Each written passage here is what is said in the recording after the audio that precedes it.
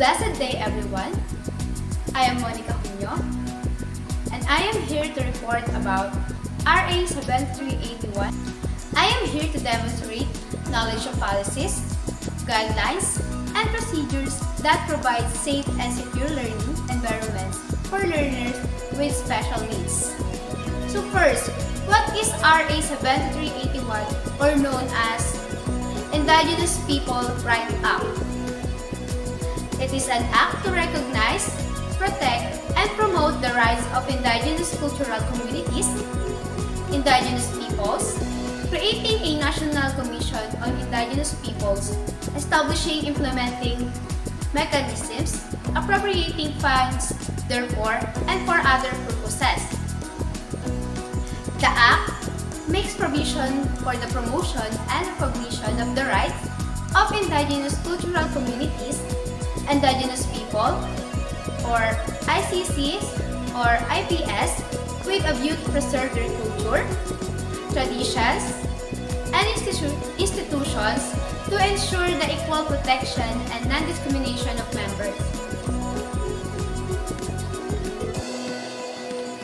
An ancestral, according to the definition provided in Chapter 2, the term domain comprises lands, inland waters, coastal areas, and natural resources therein held under a claim of ownership, occupied or possessed by ICCs, IPs, by themselves or through their ancestors, community, or individually since time immemorial.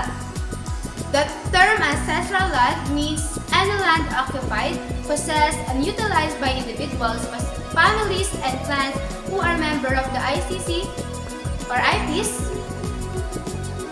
The ICCs or IPs whose ancestral domain have been officially delimited and determined according to the procedure set out in this act shall be issued a certificate of ancestral domain title, CADT, in the name of the community concerned, which shall be registered before the Register of Deeds. The rights of ownership and possession of ICCs, IPS to their ancestral domain shall include: Letter A, the right of ownership. Letter B, the right to develop, control, and use lands and natural resources. And the third, the right to stay in the territories and not be removed therefrom.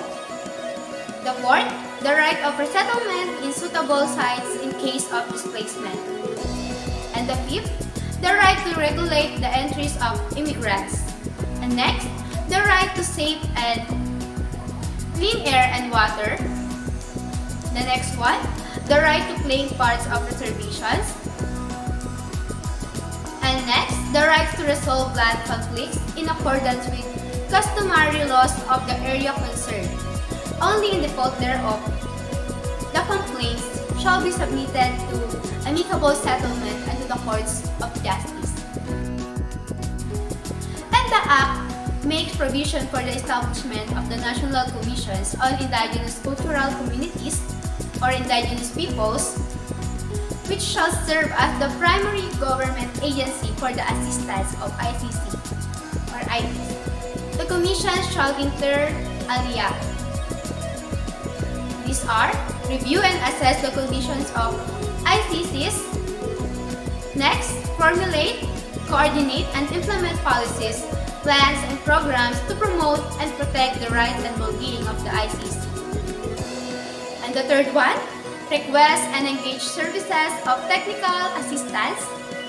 The fourth, issue certificate of ancestral land domain title. The fifth, negotiate for funds and in general, be responsible for the financial management and coordinations of the communities.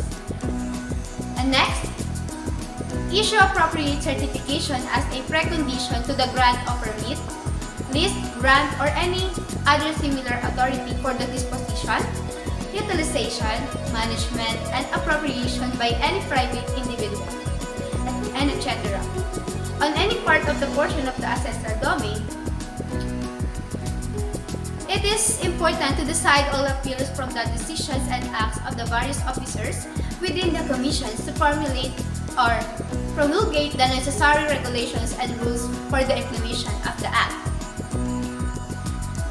And the Department of Education or DepEd, issues the enclosed policy on the adoption of the Right-Based Education or RBE framework for Philippine basic education in order to guide DepEd and other stakeholders on the duty to respect, protect, fulfill, and promote all children's rights to education. At the center of the Philippine basic education, in the child and the learner, in pursuance of the holistic development of the child, the department envisions child-centered and child-caring basic education schools, learning centers, and officers which perform their duty to respect, protect, fulfill, and actively promote the education rights of children so they may lead productive and happily life as they participate in nation building. In this slide, the department issues DepEd Order number 003 S 2021 titled Creation of the Child Protection Unit and the Child Rights in Education Desk in the Department of Education. Pursuant to DO 003, using a child rights and legal lens is mandated to establish and strengthen the framework to realize the rights of the child in and through the department.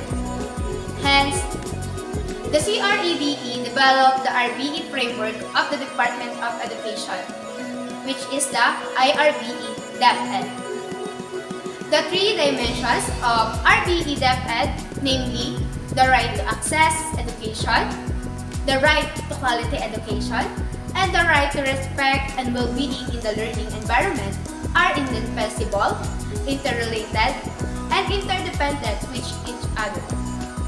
Thus, adhering to RBE DepEd with its three dimensions not only strengthens the department compliance with its legal duties and obligations to uphold the education rights of the child but also addresses concerns in basic education pertaining to access, quality, and learning well-being.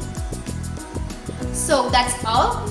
I hope that you've learned from my short video about the policies, guidelines, and procedures that provide safe and secure learning environments for learners with special needs. God bless and thank you.